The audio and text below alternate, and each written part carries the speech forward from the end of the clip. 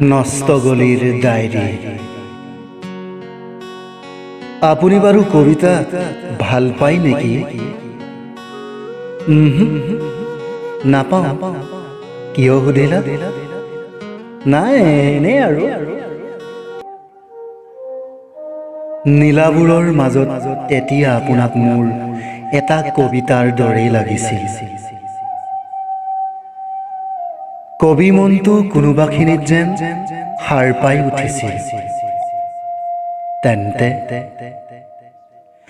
তেন্তে লিখিবাচোন নীলাক লৈ কবিতা। স্তব্ধ হৈ গৈছিল তেওঁ। থাকক এইবোৰ। কোনোবাখিনিত মই মোক হত্যা কৰিছো মোৰেই দুখন হাতেৰে। কলমৰ তালত নানাচে কবিতাৰ ছন্দই। কৃষ্ণচূড়াৰ ৰাঙলী আবেলিত নাই জীৱনৰ বৰ্ণিল ছবি। সোণাৰুৰ আলফুল খাহিয়ে চুব নোৱাৰে হৃদয়। সেয়ে প্ৰয়াস কৰাৰ স্পৃহা নাই কবিতা কবিতা লগাই মুঠি গানৰ। সেইকেইটা শব্দ নাছিল যেন দুচকুৰ পৰা সৰি পৰা তপ তেজৰ টোপাল।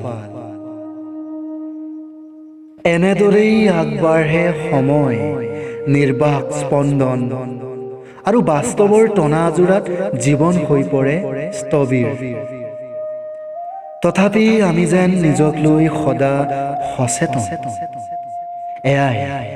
এয়াই জীৱনৰ প্ৰাত্যহিকতা। নীলাবোৰ বিচাৰি কিয় আকাশলৈ ঢপলিয়াই ফুৰিছা? তুমি দেখোন নীলাৰ মাজতে সাঁতুৰি আছা। পাৰা যদি জোনজনী হোৱা, জোনাক মোৰ প্ৰিয়। মৌনতা তোমাৰ ওঠৰ হাঁহি, এখন সাকু নীৰৱতাৰ। কিয় তুমি এনেকুৱা?